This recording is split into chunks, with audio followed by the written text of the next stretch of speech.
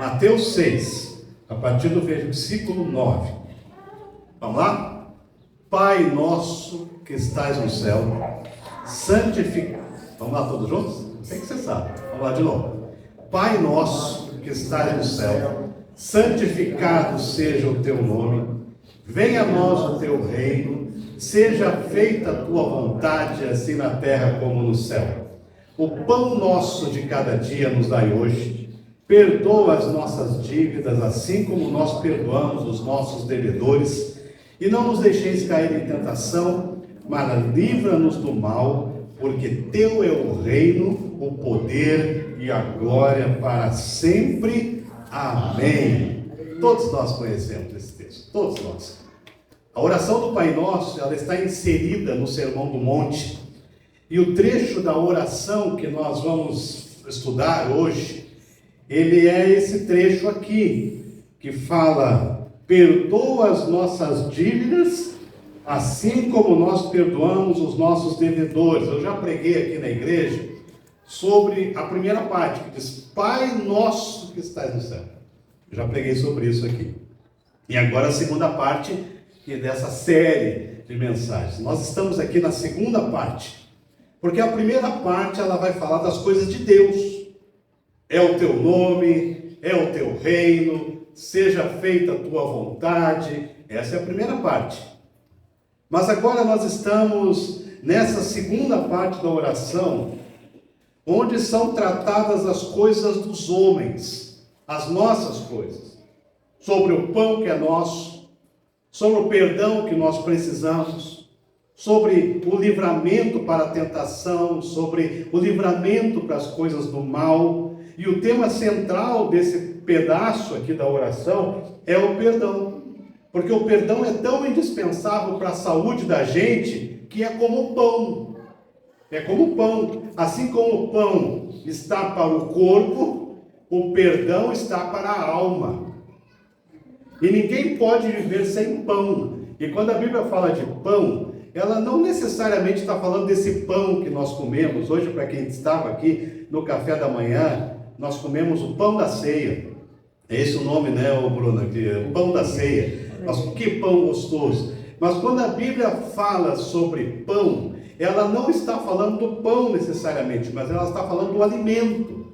Então ninguém pode viver sem pão, mas ninguém pode viver sem perdão. Porque se o pão é necessário para viver, o perdão é necessário para se conviver. É isso que a Bíblia está falando. Então nós vamos analisar essa frase aqui em duas partes. A primeira delas vai tratar sobre o perdão das nossas dívidas. Quem tem dívida aqui? Acho que todos têm, uma ou outra, né? Pode ser pouquinho, pode ser muitas, mas todos nós temos. Mas dívida era um modo judaico como eles viam o pecado. Então todo pecado ele era traduzido como uma dívida. E hoje é muito comum que nós tenhamos dívidas.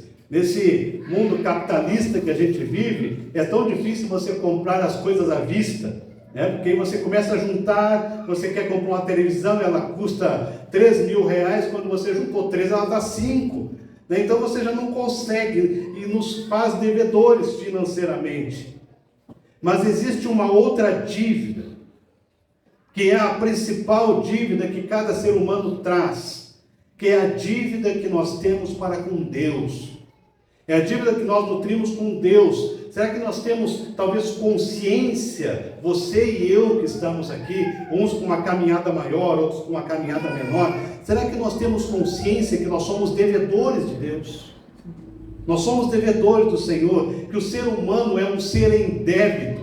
Nós temos uma dívida com Deus, nós devemos a Deus a nossa vida, nós não temos nada em nós não temos direito a nada.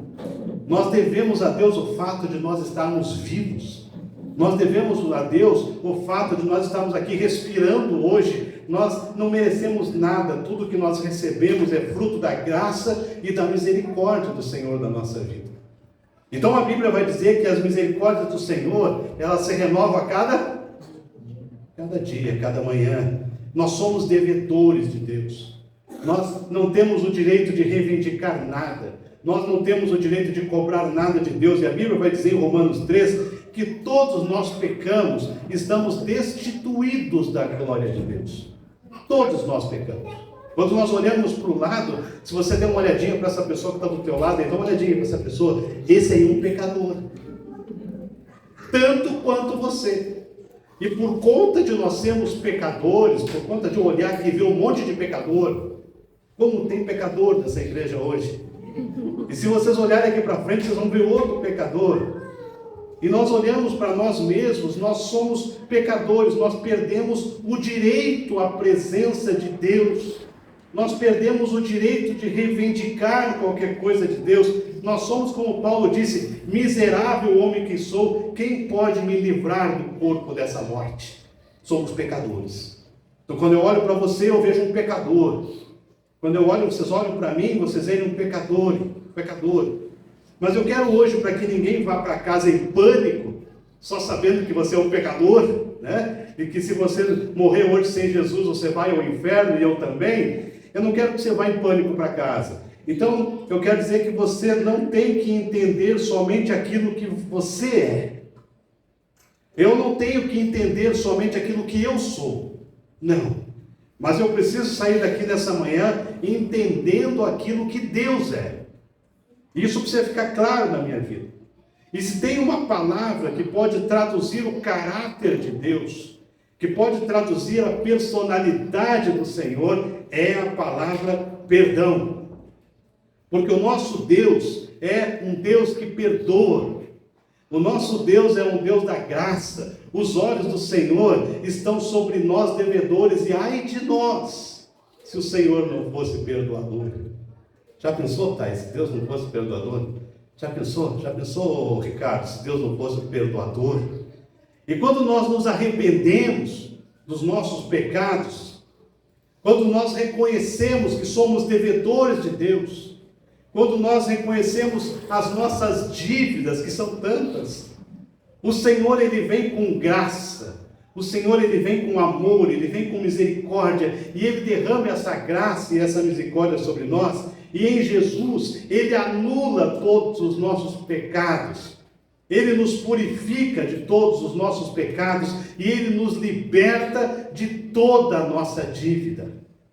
Sabe o que me dá vontade de dizer aqui agora? Aleluia! Você não sente vontade de dizer isso? Eu vou repetir. Deus anula todos os nossos pecados. Deus purifica a nossa vida. Ele tira todos os nossos pecados. Ele nos liberta, Ele nos dá vida. Aleluia! Aleluia! Deus pagou a nossa dívida e Ele riscou o escrito de culpa, como está escrito lá em Colossenses 2,14. Sabe o que é isso? Quando um preso ia para a cadeia, eles ficavam lá dentro da cela, e na porta da cela existia um cartaz, um papel, que estava escrito naquele papel os delitos que a pessoa tinha cometido. Se a pessoa tinha roubado, estava escrito lá, fulano de tal, ele está preso, é uma página grande, ele está preso porque ele roubou, ou ele está preso porque ele bateu em alguém, porque ele matou alguém, ele está preso por isso. E quando se cumpria o tempo da pena dessa pessoa, era ritual, que antes da pessoa ser solta, o escrivão do exército romano, ele ia até a cela, e ele pegava aquele papel, e que eles chamavam de cédula, né? E eles pegavam aquele papel e rasgavam todo aquele papel, e jogavam fora. E aquele escravo, aquela pessoa que estava presa, ele recebia uma pedrinha branca. E essa pedrinha branca, eles colocavam uma cordinha e penduravam no pescoço. Mas antes do homem rasgar a cela, ele riscava, fazia um risco, e depois ele rasgava. Ele riscava e rasgava e dava a pedrinha branca, que simbolizava para todo aquele povo que aquela pessoa tinha sido presa e tinha pago toda a sua dívida, e a partir de agora, ninguém mais podia acusar aquela pessoa da dívida, porque a pedrinha branca dizia que ela tinha sido perdoada. Ele cumpriu a sua pena, e o escrito de culpa foi riscado para sempre. Irmãos, Deus riscou o escrito de culpa que existia em você e em mim. Deus pegou, o Senhor, Ele jogou no fundo do poço os nossos pecados, no fundo do mar. E Deus olha para a sua vida, Deus olha para a minha vida, e por causa do nosso arrependimento, por causa da nossa confissão, Ele rasga tudo aquilo que tinha contra nós. Porque Deus é um Deus perdoador. Não é o Frei Galvão, não é o são isso, são aquilo. Porque se eu olhar aqui, eu estou vendo um monte de santo aqui. Estou vendo a Santa Lucimara, a Santa Wérica, estou vendo um monte de santo aqui. Mas não é o santo que faz milagre. Mas o que eu estou falando aqui é que Deus, quando Ele risca a cédula, quando Ele rasga o escrito de culpa sobre você, Ele coloca em você santidade, que precisa ser trabalhado todo dia da nossa vida. Aleluia. E a santidade não é automática. A santidade eu busco com um amadurecimento. Então, quantos santos tem aqui? Quantos foram justificados pelo nome de Jesus? Quantos foram perdoados por Jesus que estão aqui nessa manhã?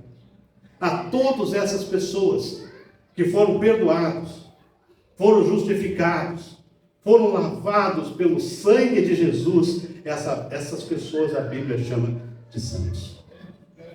Eu não precisaria pregar mais nada aqui nessa manhã. Eu poderia dizer para os irmãos, amém, vamos embora, vamos todos almoçar lá na casa da Thay e do Lucas, e vai ficar tudo bem, vamos para casa, porque nós já sabemos que somos santos, nós já sabemos que somos perdoados, nós já sabemos um monte de coisa, então está legal. Nós sabemos que o Senhor riscou a cédula que tinha contra nós, que Ele rasgou a cédula e que Ele pôs em nós santidade, então agora nós herdamos a glória porque nós somos perdoados. Seria legal a gente ir embora assim, né? Mas o problema é que o versículo não termina aqui. Porque aí vem a segunda parte. Porque a Bíblia vai dizer assim, ó, assim como nós perdoamos o quê? Os nossos devedores. E aqui nós temos um nó teológico. Porque parece que eu estou aqui diante de uma condicional. Porque é como se Deus, olhando para esse texto, é como se Deus não tivesse poder para perdoar quem não perdoa. Mas não é isso. Porque nós precisamos entender o que significa essa parte da oração que diz como nós perdoamos os nossos devedores. Os irmãos sabem que dívida era o sinônimo de pecado. Aqueles que pecaram contra nós. E é interessante porque é possível que hoje nós possamos ter aqui talvez pessoas em dívida com você. Pode ser? Pode ser a tua esposa, pode ser teu marido, pode ser seus filhos, pode ser os seus amigos, pode ser. E não há uma dívida financeira, que ele não está falando disso, ele está falando aqui de uma dívida moral, uma dívida espiritual, ou alguém que te ofendeu, alguém que te machucou, alguém que te feriu de alguma forma. Alguém que agrediu você com palavras, com gestos, com as mãos às vezes. Alguém que disse coisa que você não acredita, alguém que falou coisas de você que não eram verdade, e é possível que nessa manhã aqui, neste lugar, existam pessoas em dívidas com você. E nós temos que entender o que significa essa parte aqui tão difícil da oração do Pai Nosso. Porque eu preciso pedir para você olhar essa expressão aqui de trás para frente. E talvez você vai entender. Porque quando Jesus está dizendo, perdoa as nossas dívidas, como nós perdoamos os nossos devedores, Ele está supondo que você já perdoou. Ele está partindo do pressuposto aqui nesse texto, que você já liberou perdão. Porque você sabe qual é a raiz da palavra perdão? Sabe qual é a raiz da palavra perdão? A raiz da palavra perdão é deixar ir, é soltar. Nos tempos antigos, eles usavam uma palavra contabilidade, para mágoa. O que é mágoa? Mágoa é como se fosse uma palavra usada para contabilidade. E é quantas pessoas você tem contabilizado no seu caderninho de mágoas. Quantas pessoas estão contabilizadas lá. Mas quando eu estou nutrindo esse ressentimento, essa mágoa, eu estou agarrando essa pessoa em mim. Se eu estou magoado com o Gugas, cada vez que o Gugas chega, eu fico incomodado. Já foi numa festa de família onde tinha lá um primo que você não conversa há anos porque um dia ele te ofendeu e você não quer nem falar com ele? Aí você vai numa festa de família, está tudo bem, todo mundo rindo, daqui a pouco entra o cabra lá. Por que ele tinha que vir aqui hoje? Já estragou a minha noite. Percebe? Porque mágoa é quando a gente agarra a pessoa em nós. E a Bíblia vai chamar isso de raiz de amargura. Por que raiz? Por que raiz? É porque quando a gente nutre algo na nossa vida, aquilo vai tomando forma, vai afundando as raízes e fica difícil de sair. Difícil. Agora veja a lógica da frase. Se nós não perdoamos o outro, nós temos um o quê? Se eu não perdoo, eu tenho um pecado. Porque a ausência do perdão e a ausência da liberação do perdão constitui pecado. É um silogismo filosófico e natural. Se eu não perdoo, eu estou em pecado. Porque quando Deus fala que eu tenho que perdoar, e se você é bom de matemática, assim que nem eu depois de matemática, não. Se você é bom de português, assim que nem os nossos adolescentes, você sabe que quando ele fala assim, ó, perdoai, você sabe que ele não está fazendo nenhuma condicional aqui. Você sabe que esse verbo, esse tempo verbal, ele está falando em algo chamado imperativo. Não significa que Deus está dando um conselho. Não significa que Deus está dando uma dica. Deus está dizendo, perdoe. Mas por que, Senhor? Porque eu estou mandando. Porque tem coisas que Deus manda e a gente obedece. E se eu não perdoo o outro, se eu estou em pecado, se eu estou em dívida com Deus, como eu posso ser perdoado? Como que eu posso? É muito simples. É só entender o versículo de trás para frente que fala assim, ó, assim como eu perdoo a quem me ofende, me perdoa assim. Quer dizer, assim como eu ponho esse negócio em prática, Senhor, faz também assim como eu ponho em prática. Porque se o Lucas me fala alguma coisa que eu não gosto, eu perdoo. Então, assim como eu consigo perdoar, perdoa eu também, Senhor. Percebe? Eu preciso perdoar o outro totalmente para poder usufruir do perdão de Deus. Talvez se eu perguntasse agora, e eu não vou perguntar, mas se eu perguntasse, quantos aqui talvez estejam em dívida espiritual, inclusive eu? Inclusive não. Talvez um número grande de pessoas levantasse a mão. Talvez nós estamos orando, Senhor, perdoa as nossas dívidas. Então preste atenção. Nós não estamos aqui tratando de pecados do passado. A pessoa que não perdoa, ela está incapacitada de receber o perdão de Deus, porque ela tem tendência no coração. A pessoa que não perdoa, ela está incapacitada de receber as bênçãos, porque ela está com tendência no coração. E se ela tem tendência no coração, ela não pode, ela não tem como receber a plenitude do perdão e da misericórdia de Deus. Porque se eu estou fechando a porta para perdoar o meu irmão, eu também fechei a porta, eu interrompi o fluxo da graça de Deus para comigo. Eu interrompi isso.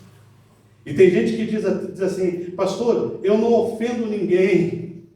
Irmão, a gente pode ofender falando, a gente pode ofender negando a misericórdia, a gente pode maldizer a pessoa, inventando coisas, criando confusões. Tem coisas que são a nitroglicerina. Quer saber o que é nitroglicerina? Eu vou explicar para os irmãos. Vamos imaginar assim que nós temos um churrasco na igreja. Posso ouvir um glória aí? Churrasco na igreja? Aí está o Éder lá com aquelas facas maravilhosas, aquela costela maravilhosa, e todo mundo ficou de vir e trazer. E aí o Felipe aqui, ó, ficou responsável por trazer o sal grosso. E de repente o Felipe ficou doente, porque o Felipe tirou um dente, né? E agora o dente dele vai doer até o final do ano que vem. Então ele está ainda com um problema no dente. E aí o Felipe não vai no churrasco. E ele não leva o sal grosso. E daí chega lá o Éder e pergunta para mim, mas o Felipe ele não ia trazer o sal? Aí eu tenho duas formas de responder. Eu tenho a forma normal, o Éder não deu, ele está com muita dor de dente, ele não pôde vir por causa disso, mas a gente vai lhe comprar o sal. Essa é uma forma. Mas tem a nitroglicerina. Sabe o que é a nitroglicerina? Pois é, o Felipe sabe como é que é. Né? Percebe? A gente cria uma situação. A gente cria algo que torna ele culpado de ter tirado um dente e está com dor. Isso é nitroglicerina. Isso é nitroglicerina. Você pode dizer assim, o fulano falou de você hoje. Sabe como é que é? O fulano falou de você hoje. Mas na verdade o fulano disse, o fulano é muito talentoso, eu gosto muito dele. Mas eu preciso dizer, o fulano falou de ti hoje. Você percebe? A gente cria situações e isso interrompe o fluxo da graça na nossa vida. Quando você ofende, duas coisas são geradas no seu coração. Hebreus 12 diz que a primeira coisa gerada em uma pessoa que ofende a outra é a raiz de amargura. Quer dizer, a gente não corrige. Porque tem pessoas que vão ficar bravas com você e vão chegar para ti e vão dizer, fulano, eu estou chateado contigo por causa disso, daquele outro. E você vai dizer, meu irmão, eu não tive intenção, não foi por mal, eu falei dessa forma, tal, desculpa se eu fiz errado, se te ofendeu, eu não queria te ofender, me perdoa. Tem pessoas que vão chegar para você e você vai ter essa oportunidade. Mas tem pessoas que nunca vão te dizer nada. Tem pessoas que vão guardar no coração, não vão falar mais com você e você nem vai saber por que ela está brava contigo. É culpa da pessoa? Não, a culpa é da gente que ofende, da gente que não presta atenção no que fala. Eu vivo isso na minha vida todo dia. Porque eu, caso você não tenha percebido, eu tenho um temperamento meio sanguíneo. E às vezes eu abro a boca e falo uma coisa que eu não deveria. Eu tenho que imediatamente dizer perdão, não foi por mal. Porque senão eu estou gerando algo, eu estou criando coisa no coração do meu irmão que eu nem queria. Não foi por mal, mas eu não tive condições de corrigir. Um crente não pode ofender alguém e ficar impune. Não pode. No seu coração é gerada a raiz de amargura. E a Bíblia diz que essa raiz aqui, ela brota. E que essa raiz perturba, e que essa raiz cresce, e que essa raiz contamina. Essa raiz contamina. E a segunda coisa que acontece no coração de quem ofende é a falência no convívio. Sabe o que é a falência no convívio? Você não convive mais com as pessoas. Você não consegue mais andar com ninguém, você não consegue mais ter relacionamentos, porque a gente não consegue frear a língua às vezes.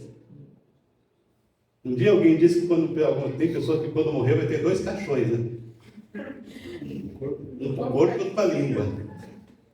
A gente não freia, irmão, preste muita atenção. Se você não trata a questão da crise, você está contaminado, você está inclinado a destruir relacionamentos. Então corrige.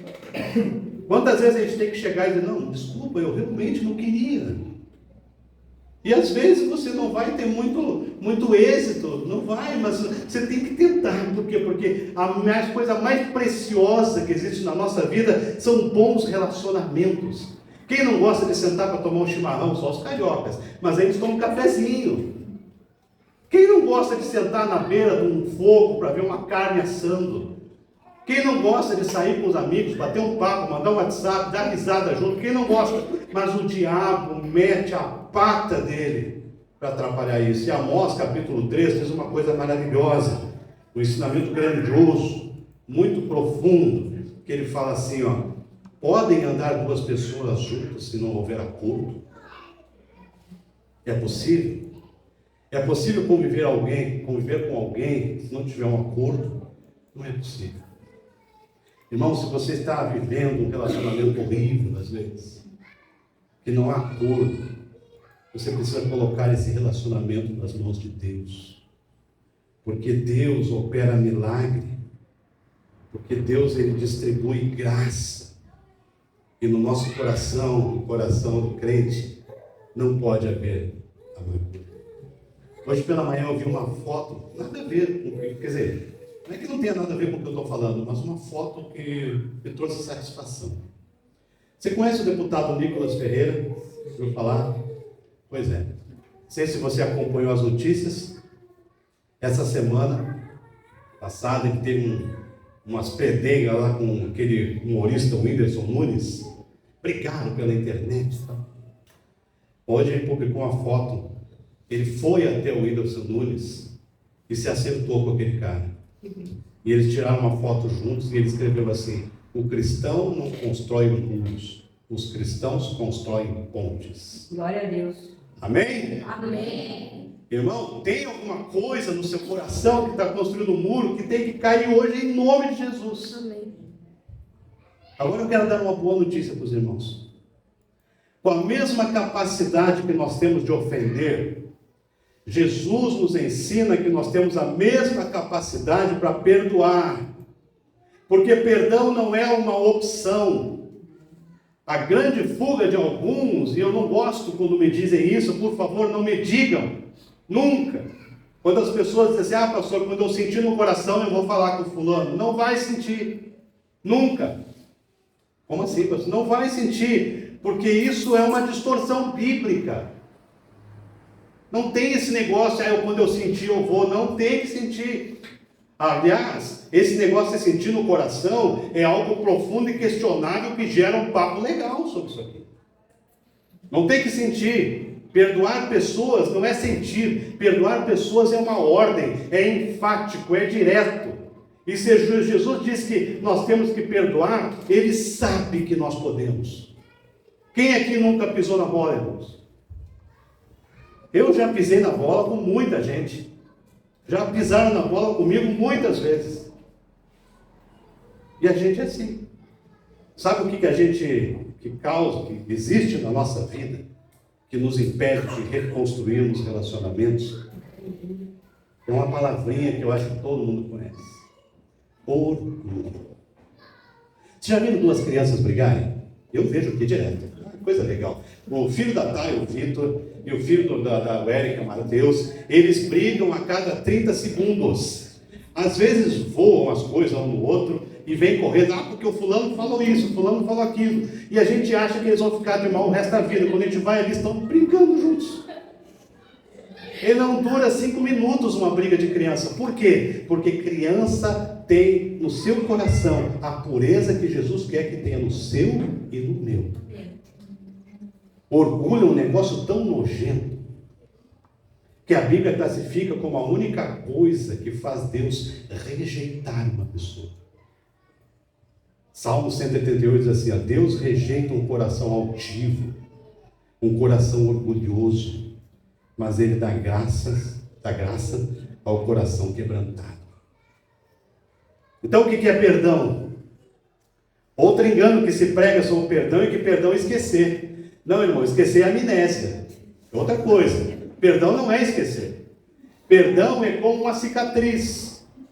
Você cortou, doeu, machucou, virou cicatriz. Só que cicatriz não dói. Cicatriz não dói. Perdoar não é esquecer, mas perdoar é abandonar a dívida. Isso que é perdão. E perdão também não é contemporaneizar. É do tipo assim, eu tive uma discussão com alguém, a pessoa veio me pedir perdão, eu falei: não foi nada. Foi sim, claro que foi. Você me magoou, eu te magoei também, então vamos esquecer esse negócio, vamos esquecer essa dívida. Isso é perdão. Eu não quero mais saber dessa dívida, eu abro mão do meu direito de vingança.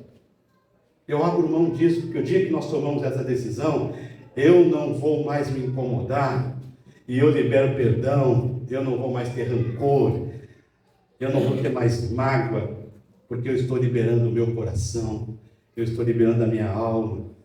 O dia que nós fazemos isso, nós vamos experimentar, sabe o quê? Nós vamos experimentar a paz que excede a todo entendimento. É essa paz que Jesus só dá para aquele coração que não traz manchinhas. Tem uma musiquinha de criança, né, que fala sobre manchinha, né? Como é que é essa musiquinha? Alguém lembra? O sabão. O sabão, lava meu rostinho, lava meus pezinhos, lava minha mão. Mas Jesus vai me deixar limpinho, vai lavar meu coração. Às vezes a gente precisa pegar o nosso coraçãozinho, botar num pote cheio de detergente, né? Alguns precisam botar um pouquinho de soda cáustica. Todos precisam. Como é que é o nome daquele produto, Cris, que tu usa lá em casa? Nem tem um super produto que a Cris tem lá, que coloca 1 milímetro de produto em 50 litros d'água e derrete tudo. Alguns corações precisam de mais, outros de menos, o que não dá. E para nem você e nem eu saímos daqui nessa manhã do mesmo jeito que nós entramos. Não dá. Agora presta atenção. Você sabia que perdão se aprende? A gente tem que aprender perdão com Jesus. Ele perdoou aquela gente difícil lá. A gente tem que aprender perdão. Sabe como é que eu tenho uma grande visão, uma grande ideia do que é aprender perdão? E a gente conta para as crianças a história de perdão da Bíblia. E eu lembro muito da história de Esaú e Jacó. Porque houve aquele negócio da compra da primogenitura e tal, e Jacó foi para um lado, e Esaú foi para o outro. Esaú tinha dito que ia matar Jacó. E eu acho que o perdão na vida de José começou acompanhando essa história. Porque um dia disseram para Jacó, Deus fala para Jacó, vai até o teu irmão. E Jacó fala, não, Senhor, como é que eu vou até meu irmão? Ele quer me matar. Lembra para ti, mentira, primogenitura, lembra? Pois é, ele quer me matar. Mas Deus mandou. E aí teve um dia que Esaú estava chegando com o seu exército, e Davi e Jacó foi ao encontro de Esaú.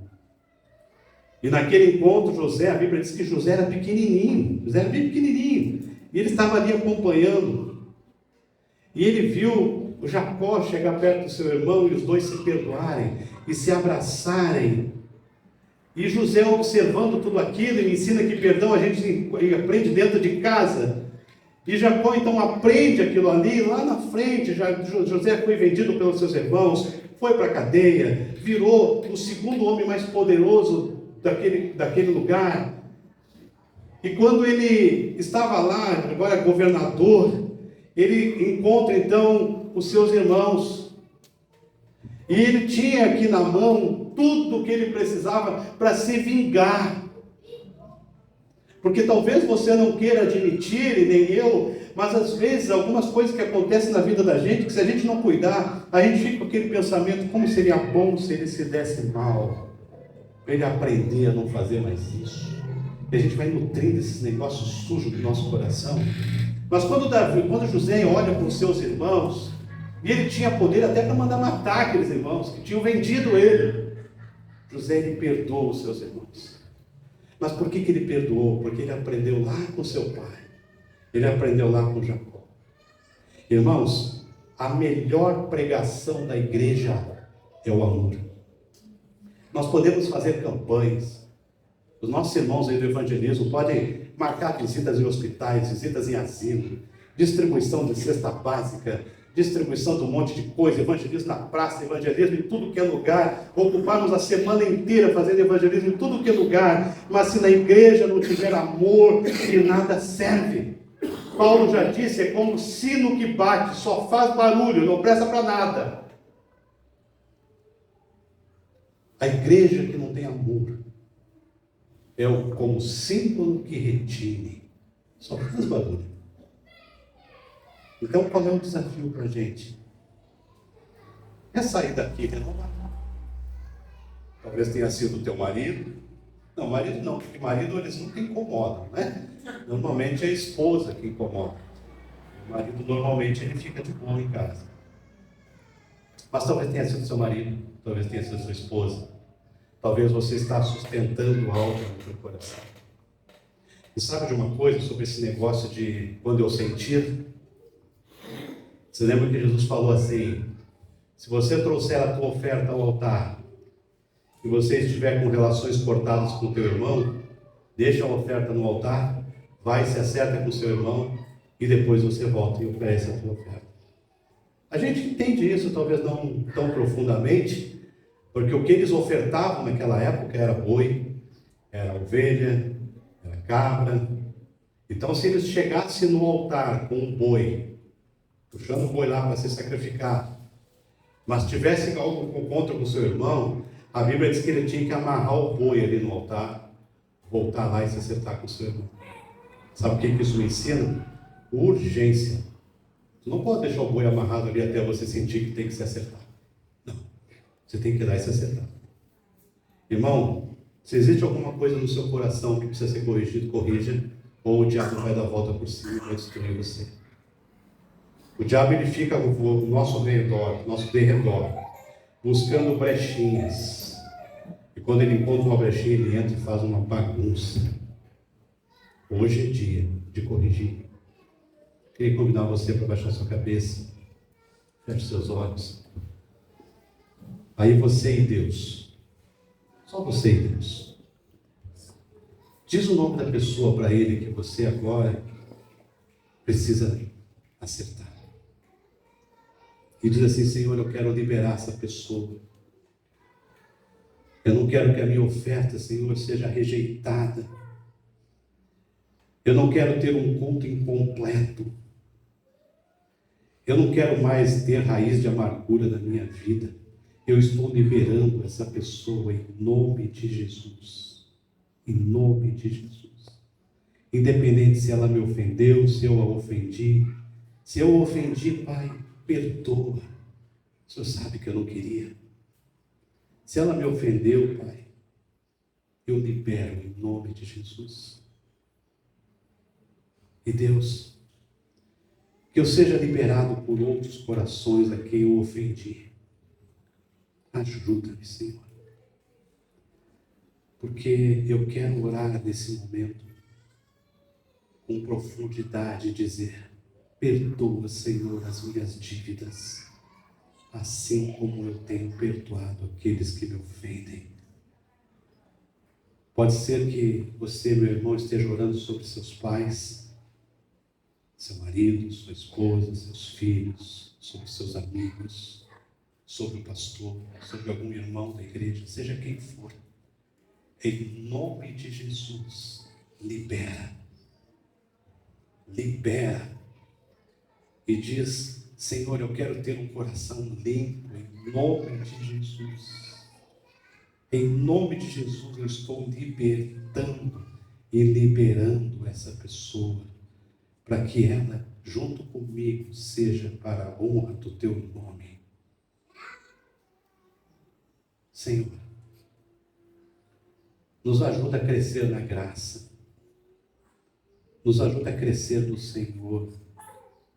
E não permita que desse lugar, em nenhum coração aqui, brote e germine e cresça nada que não venha do Senhor. E nesse momento eu faço um propósito diante de Ti.